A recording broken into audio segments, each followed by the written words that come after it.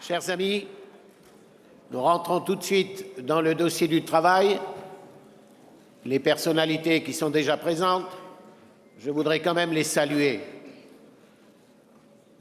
Cher Jean-Claude Juncker, tu représentes la Commission et tu le fais très bien.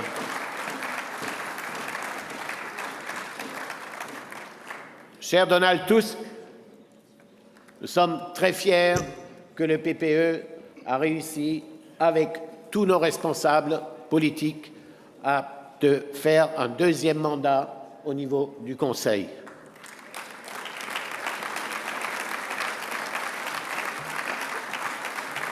Et bien sûr, il y a Antonio Tajani qui va nous rejoindre et je crois que là, les institutions sont au complet. Les institutions sont et resteront 2 ans et demi PPE et nous allons travailler ensemble pour que ces institutions, après les élections de 2019, soient à nouveau PPE. Voilà l'objectif que nous nous fixons déjà aujourd'hui. Je vous remercie pour votre travail.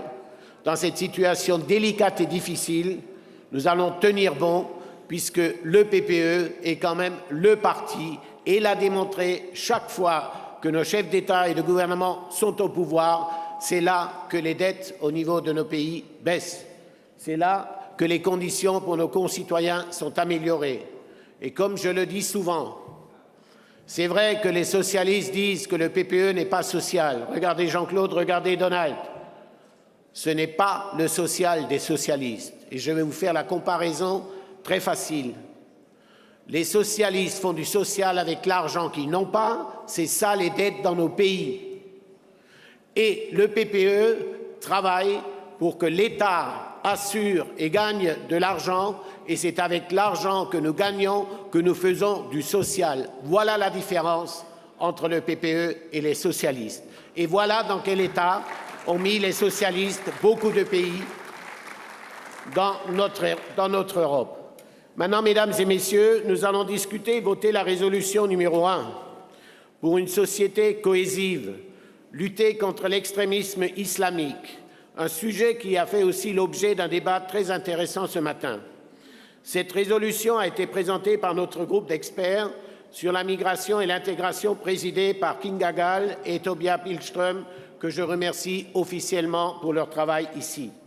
Ils ont discuté de ce sujet important avec beaucoup d'experts, y compris sur le terrain, et je les ai souvent accompagnés. Il est clair que la lutte contre la radicalisation va rester un grand défi dans le futur pour plusieurs de nos pays. Chers amis, l'ouverture et la tolérance envers d'autres cultures ont enrichi nos cultures dans le passé et seront aussi bénéfiques pour le futur.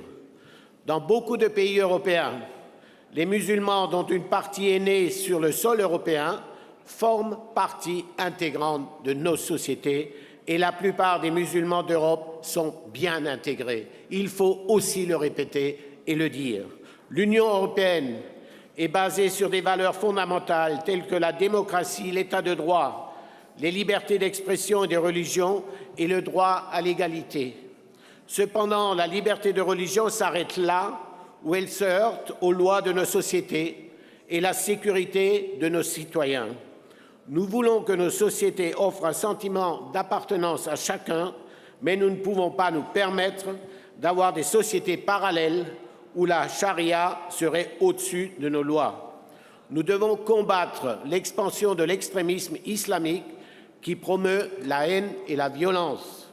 Nous devons aussi agir contre l'influence étrangère sur les musulmans européens, surtout celle, disons-le clairement, de l'Arabie saoudite et du Qatar, mais aussi de la Turquie. Une idéologie qui aspire à dominer la société dans son ensemble n'a pas de place chez nous.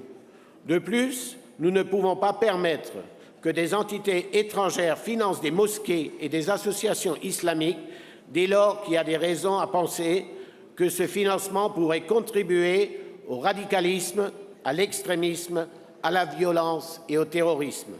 Nous devons aussi lutter contre la radicalisation dans les prisons, sur Internet et à travers une éducation de nos valeurs fondamentales. Nous devons aussi encourager les citoyens musulmans européens à promouvoir un islam rationnel qui soit tolérant, critique, pacifique. et conforme aux valeurs de nos sociétés et aux lois de nos pays. C'est un grand défi qui nous attend.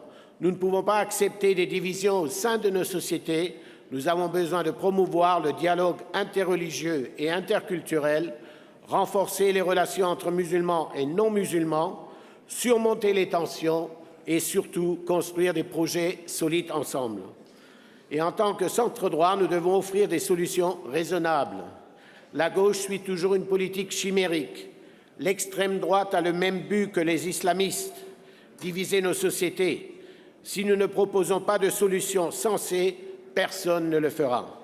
Je voudrais donc demander de soutenir cette résolution qui a été le fruit du travail très important et qui a été travaillé au sein de notre parti.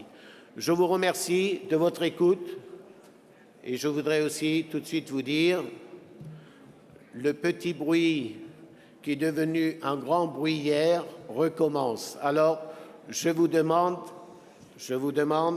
de respecter les orateurs. Si vous ne voulez pas me respecter totalement, je le comprends. Vous aimez bien que je parle, mais vous aimez aussi parler. Mais maintenant, je serai beaucoup plus strict au courant de la matinée. Merci de m'avoir écouté.